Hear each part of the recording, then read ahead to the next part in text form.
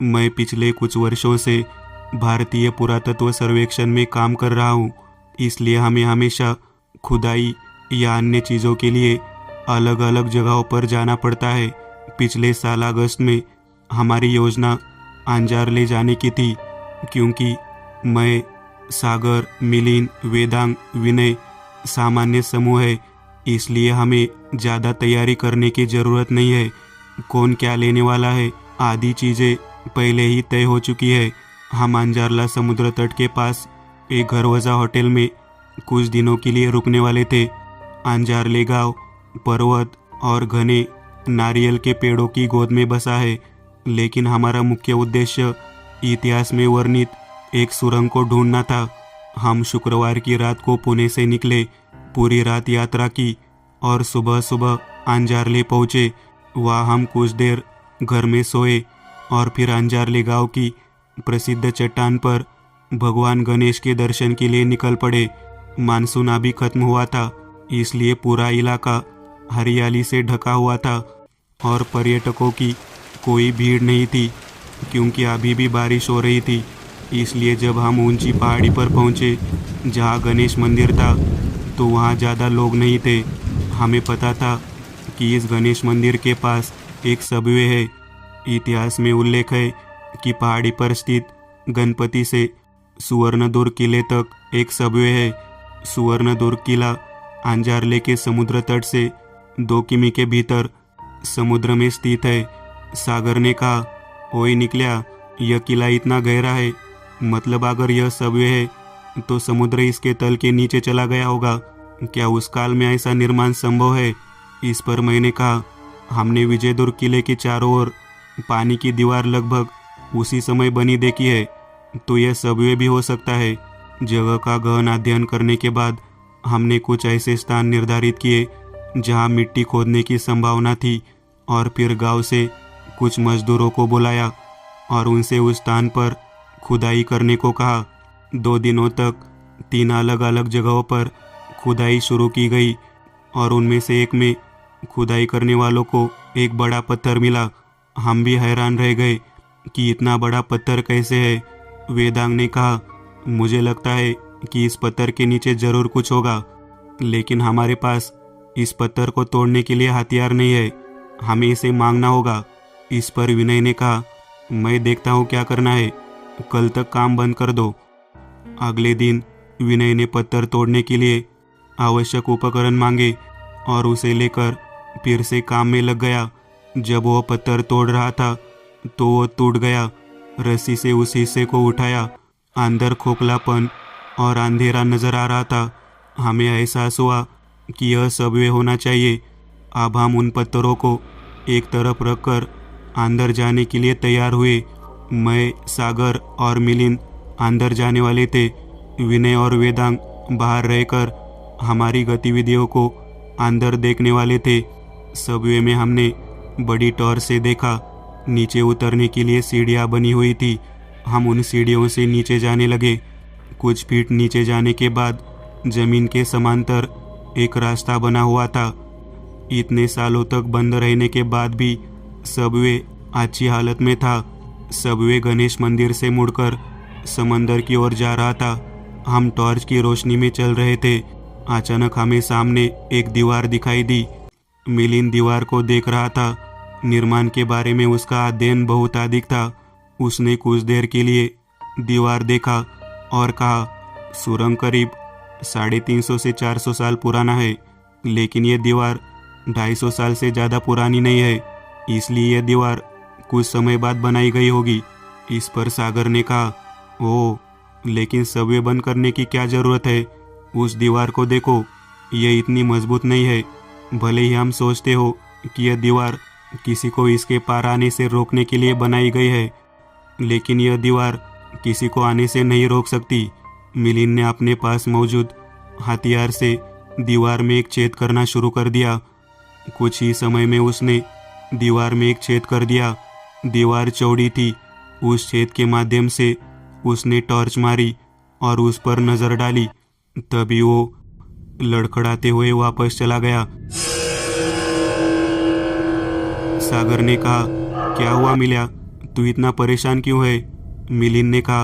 अरे मैंने टॉर्च मारा और मेरे सामने एक लाल आग दिखाई दी। इस पर सागर ने कहा, अरे अचानक अंधेरे में टॉर्च की रोशनी पड़ गई, तुझे ठीक से समझ नहीं आया होगा। रुक, मैं जाकर मजदूरों को बुलाता हूँ, हम ये दीवार तोड़ देंगे।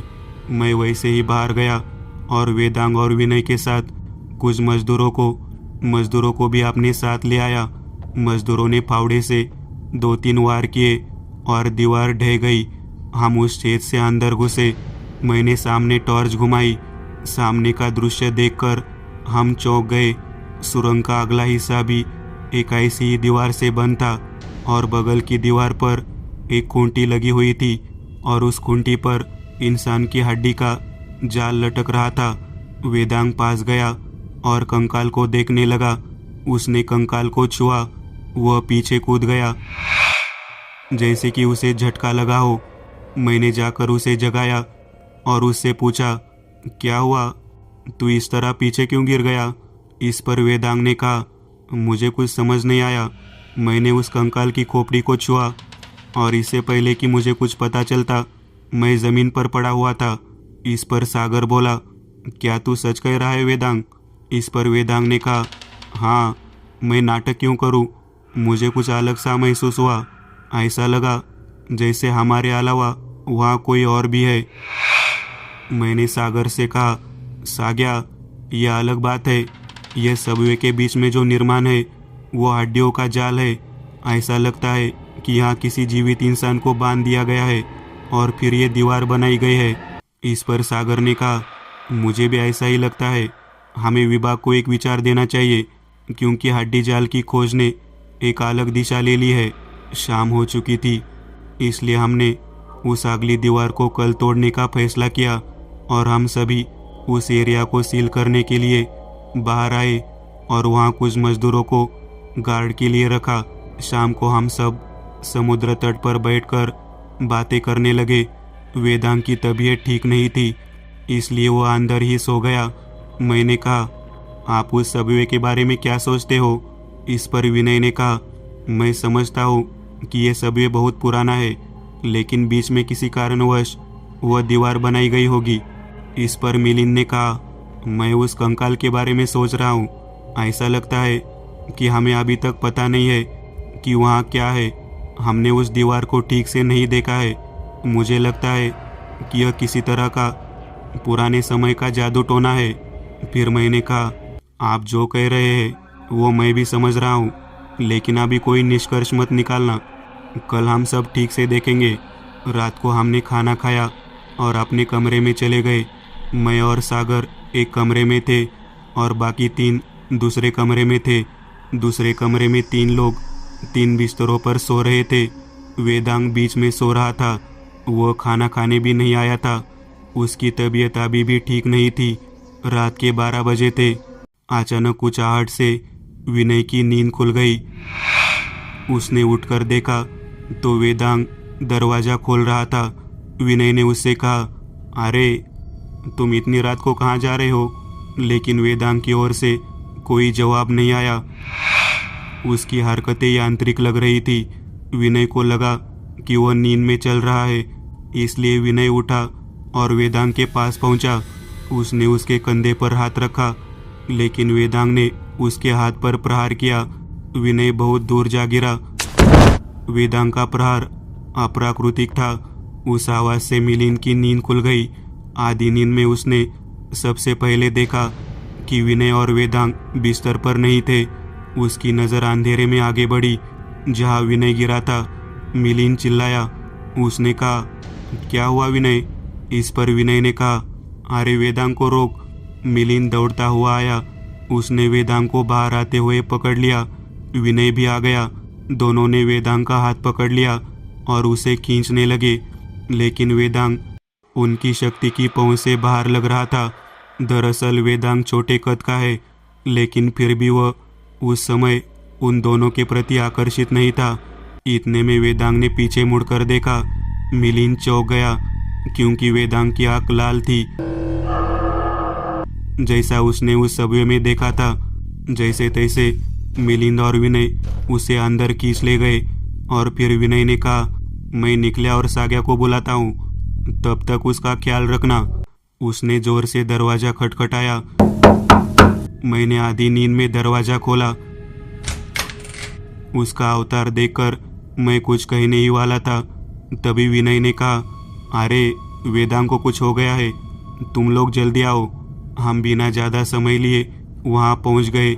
हम उस कमरे में पहुँचे जहाँ वेदांग था। जब हमने अपने सामने का दृश्य देखा तो हम अपना सिर घुमा कर रह गए। उस कमरे में मिलिंद दीवार पर लटका हुआ था और वेदांग बेरहमी से मुस्कुरा रहा था। उसकी बाहें उसके चारों ओर है। हमें वहाँ देखकर उसकी हंसी और भी भयानक हो गई, जिससे कमरे का पूरा स्थान डरावना हो गया। हम वेदांग के पास पहुँचे, उसे पकड़कर सुलाने लगे, क्योंकि उसे ऐसे छोड़ना खतरनाक था। हमें पता था कि यह किसी तरह का भूत था, लेकिन हमें नहीं पता था कि परिणाम क्या होंगे। हमने वेदांग को पकड़ा, तभी मिलिंद गिर गया। हम वेदांग को पकड़ रहे थे और उसने हम सभी को एक तरफ धकेल दिया। मैंने चिल्लाकर विनय को बोला, विनय बाहर जा और मत दला, कुछ और लोगों को लेकर आ। विनय संघर्ष करते हुए उठा और बाहर भाग गया। वेदांग वहां जा रहा था जब मिलिंद ने उसका पैर पकड़ लिया। वेदांग व्यंग्यपूर्ण मुस्कान के साथ नीचे देखा। उसने मिलिंद को चुटकी से उठाया। वेदांग और मिलिंद ने एक दूसरे को देखा। वेदांग की लाल आंखें जल रही थी। उसने मिलिंद को फेंक दिया और बाहर चला गया। हम तीनों उसके पीछे बाहर आए। बाहर घनी झाड़ियाँ और अंधेरा था। समंदर के लहरों की आवाज़ आ रही थी। वेदांग हमें कहीं नजर नहीं आ रहा था, लेकिन वह हमारे पीछे एक नारियल के पेड़ के पीछे छिपा हुआ था। मुझे एहसास हुआ कि पीछे कुछ है। मैंने पीछे देखा। वह पेड़ के पीछे से मुझे डरावनी मुस्कान के साथ देख रहा था। मैंने सागर को दिखाया। सागर भी डरा हुआ था। उसने कहा, ये क्या हो रहा है यार, वेदांग ऐसा क्यों कर रहा है? इस पर मैंने कहा, उस पर भूत सवार है और मुझे लगता है कि इसका संबंध उसी सबवे से होगा। मैं चिल्लाया, तुम क्या चाहते हो? जबकि वेदांग बिल्कुल अलग आवाज में हंस रहा था। वह हमारी ओर दौड़ता हुआ आया और मिलिंद के साथ एक ऊंचे पेड़ पर चढ़ गया। अब बैक स्टिचिंग का खेल शुरू हुआ, क्योंकि वेदांग इस पेड़ से उस पेड़ पर छलांग लगा रहा था। हम अपने दोस्त को इस हालत में नहीं देख सकते थे। उसे हमें इस तरह तंग करने में शैतानी मज़ा आ रहा था। जैसे जैसे रात होती जा रही थी, उसकी आवाज़ और भी डरावनी होती जा रही थी। उस सन्नाटे में समंदर की लहरों की आवाज़ अभी भी भयावह लग रही थी।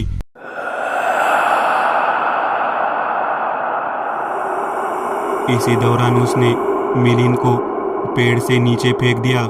मिलिंद हमारे सामने गिर पड़ा। हमारा दिल जोरों से धड़कने लगा।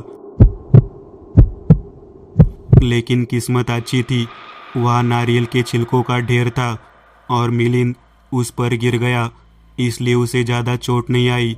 हम तीनों वापस अंदर आ गए और बैठ गए, क्योंकि विनय को गए काफ़ी समय हो गया था। हम अनुमान किया कि अब तक विनय दूर चला गया होगा। हम तीनों अंदर आए और दरवाज़ा बंद करके कमरे में बैठ गए। कभी कभी कमरे की लाइटें अपने आप बंद हो जाती थी। बाहर से हंसने की आवाज़ आ रही थी। अचानक वो आवाज़ शांत हो गई। मैंने अपने मोबाइल फ़ोन की टॉर्च जलाकर देखा कि दरवाजे से कैसी आवाज़ आ रही है। वेदांग उस दरवाजे के पास बैठा था, दोनों पैर मुड़े हुए, सिर अंदर, और दरवाज़ा अंदर से बंद था। मेरे मन में उस वक्त बस एक ही सवाल चल रहा था, बिना कुछ किए वो अंदर कैसे आ गया? उसे उस हालत में देखकर हमें नहीं पता था कि आगे क्या करना है। हम असमंजस में थे, क्योंकि हमें नहीं पता था कि वेदांग के शरीर में जो है उसका अगला कदम क्या होगा। अचानक मेरे मोबाइल की टॉर्च चमकने लगी। मैंने टॉर्च बंद कर दी और ऑन कर दी। उस जगह पर कोई वेदांग नहीं था।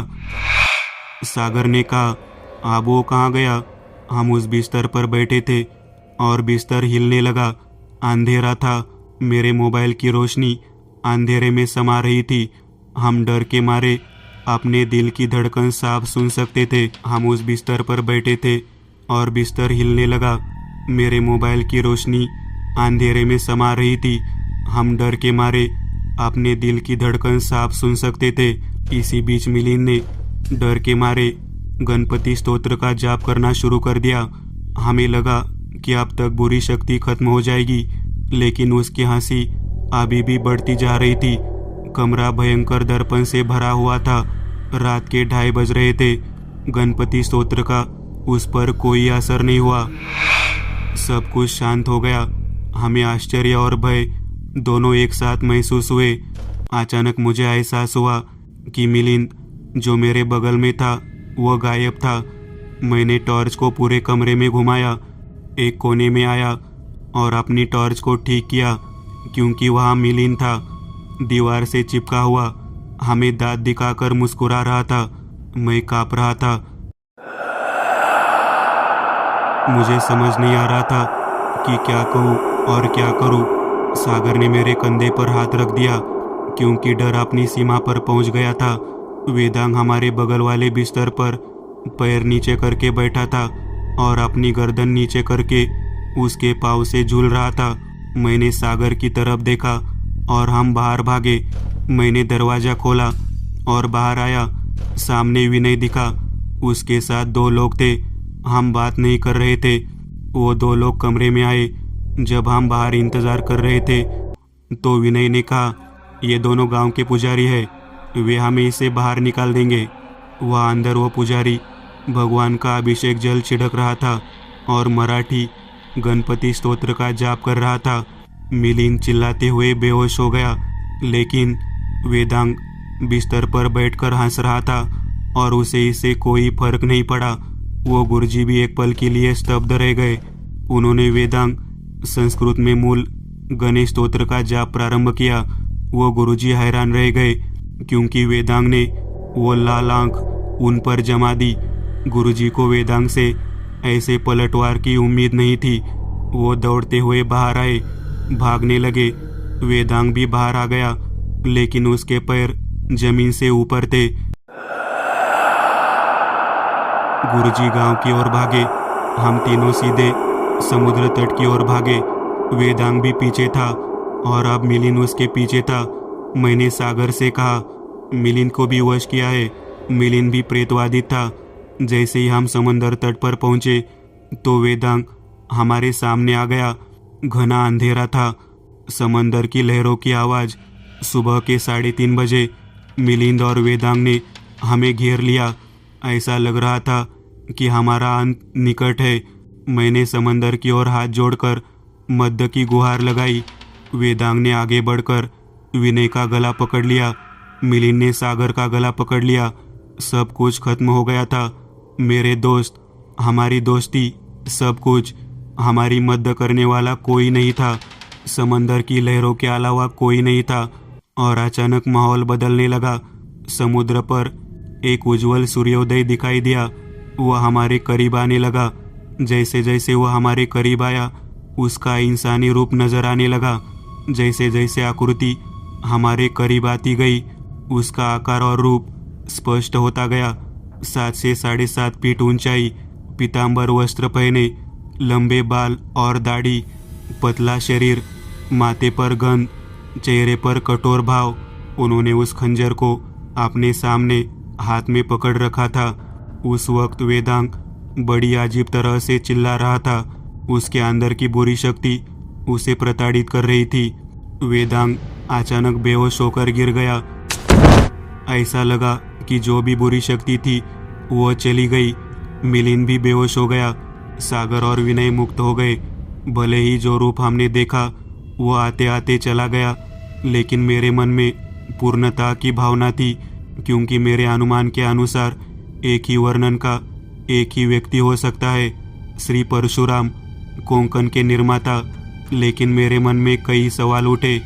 जब वेदांग और मिलिंद को होश आया तो हम वापस कमरे में आए। अंदर आकर थोड़ी देर सो गए। जब सुबह हुई तो गुरुजी आए। उन्होंने ये देखकर राहत की सांस ली कि हम सब ठीक है। उन्होंने कहा, माफ़ करना दोस्तों, मैंने तुम्हें रात को ऐसी हालत में छोड़ दिया था, लेकिन हमने कभी ऐसी बुरी ताकत का सामना नहीं किया था, इसलिए हम बहुत डर गए थे। इस पर मैंने कहा, लेकिन वह कौन सी शक्ति थी? गुरुजी ने कहा, वो एक ब्रह्म राक्षस था। यह राक्षसों की सबसे शक्तिशाली जाति है, जिसमें देवताओं के कुछ गुण भी है, इसलिए उन्हें भगवान की मदद से बेअसर नहीं किया जा सकता। वे बहुत शक्तिशाली है, या अन्य राक्षसों को गुलाम बना सकते हैं। भगवान के किसी भी भजन मंत्र का इन पर कोई असर नहीं होता। और तो और भगवद गीता के 8वें अध्याय में इनका जिक्र है। इससे ही पता चलता है कि ये ब्रह्म राक्षस कितने भयानक हो सकते हैं। एक बार जब वे किसी इंसान पर कब्जा कर लेते हैं तो उसे छोड़ते नहीं है। उन्हें हराना बिल्कुल असंभव होता है। रात को मुझे भी इसका एहसास हुआ। इस पर सागर ने कहा, लेकिन वेदांग को यह समस्या कहाँ से हुई? क्या हमें इसके बारे में पता चलेगा? इस पर गुरुजी ने कहा, मेरे गुरु दापोली में रहते हैं। उनकी उम्र 100 साल से ज़्यादा है। वे अब ऐसे लोगों से नहीं मिलते, लेकिन मैं तुम्हें उनसे मिलवाता हूँ, क्योंकि यदि तुम उन्हें बताओगे कि तुमने ब्रह्म राक्षस से युद्ध किया है तो वे अवश्य तुमसे मिलेंगे। उसी दिन दोपहर को हम दापोली गए, क्योंकि हमारे मन में कई सवाल थे। हम उनके घर पहुँचे। उनका नाम दिगंबर था। जब हम उनके घर गए तो वह सामने हॉल में बैठे थे। उनके चेहरे पर उम्र दिख रही थी, लेकिन उनका शरीर कमज़ोर महसूस हो रहा था। वह अभी भी चल रहे थे और बातें कर रहे थे। गुरुजी ने उन्हें सारी बात बताई। दिगंबर के चेहरे के भाव बदल रहे थे। कुछ अलग सुनने का एहसास हो रहा था। वह सबसे पहले हमारे पास आए और बोले, इतना सब होने के बाद तुम लोग पूछना क्या चाहते हो? इस पर मैंने कहा, आखिर हमारे साथ क्या हुआ? वेदांग को क्यों घेरा था? हम कैसे बचे? इस पर दिगंबर और वेदांग को पास बुलाया, उनके सिर पर हाथ रखा और कहा, आप बैठो। और वे कमरे में चले गए। कुछ देर बाद वे हाथ में कुछ पुराने कागजात लेकर आए। वे कागजात देख रहे थे। देखने के बाद बोले, वेदांग को उस सुरंग में ब्रह्म राक्षस ने पकड़ रखा था। उस सुरंग में जो कंकाल था, वह आदमी 250 साल पहले से एक ब्रह्म राक्षस के पास था और कई दिनों तक उसके शरीर में ही पड़ा रहा और उसे शरीर से अलग करने में असमर्थ था। उस समय उस आदमी ने पूरे गांव को घेर लिया था। कई लोगों की जान चली गई थी।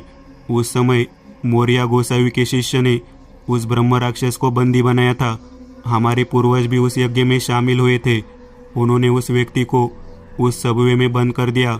उस समय उन्होंने जानबूझकर उस सबवे को चुना, क्योंकि उस सबवे का एक हिस्सा चट्टान पर गणेश की मूर्ति के नीचे है। आप अनुमान नहीं लगा पाएंगे। जिस स्थान पर उस सबवे को बंद किया गया था, वह स्थान चट्टान पर गणेश की मूर्ति के नीचे है। उस व्यक्ति को वही बांधकर सबवे बंद कर दिया गया। गणेश की मूर्ति के नीचे होने के कारण ही ब्रह्म राक्षस की शक्ति पूरी तरह समाप्त हो गई। उस दीवार में श्री परशुराम के मंदिर की पवित्र रस्सी दबी हुई थी। इससे दानों का बाहर आना असंभव हो जाता है। लेकिन जैसे ही वेदांग ने कंकाल को छुआ, वह वेदांग के शरीर में प्रवेश कर गया और इस तरह सुरंग से बाहर आ गया और तबाही मचा दी। मिलिंद के शरीर में जो आत्मा थी, वह एक भूत थी, जिसे उस ब्रह्म राक्षस ने गुलाम बना लिया था। और सबसे महत्वपूर्ण बात यह है कि जब आप किनारे पर थे, जब ऐसा लग रहा था कि सब कुछ खत्म हो गया है, तो आप मध्य के लिए समंदर की ओर पहुँचे और भगवान परशुराम स्वयं आपकी सहायता के लिए आए और उस ब्रह्म राक्षस को नष्ट कर दिया। परशुराम को पृथ्वी पर रहने वाले अमर लोगों में से एक माना जाता है। परशुराम जो विष्णु के छठे अवतार थे, एक अजय योद्धा थे। उन्हें रामायण और महाभारत दोनों में चित्रित किया गया था। उनका अवतार कार्य पूरा नहीं हुआ है, इसलिए उन्होंने अपना शरीर नहीं त्यागा है। इसलिए माना जाता है कि वे अभी भी यही है और वे आपकी सहायता के लिए आए, क्योंकि यदि ब्रह्म राक्षस कुछ समय तक वेदांग के शरीर में रहता तो अन्य लोगों के लिए बड़ी परेशानी होती, क्योंकि 250 साल पहले ऐसे लोग थे जो उसे रोक सकते थे। लेकिन अब कोई भी इंसान नहीं है जो ब्रह्म राक्षस को मार सके, जिसके बारे में लोगों का मानना है कि उन्होंने समुद्र को हटाकर कोंकण बनाया है, इसलिए वो खुद उनकी भूमि की रक्षा करने आए। हमें नहीं पता था कि आगे क्या करना है। हम दिगंबर को धन्यवाद देते हैं और आगे के काम के लिए निकल गए। कुछ दिनों के बाद सुरंग की तलाश पूरी हो गई। उसके बाद हमने चिपलून में परशुराम मंदिर का दौरा किया और फिर दोबारा वापसी की यात्रा शुरू कर दी।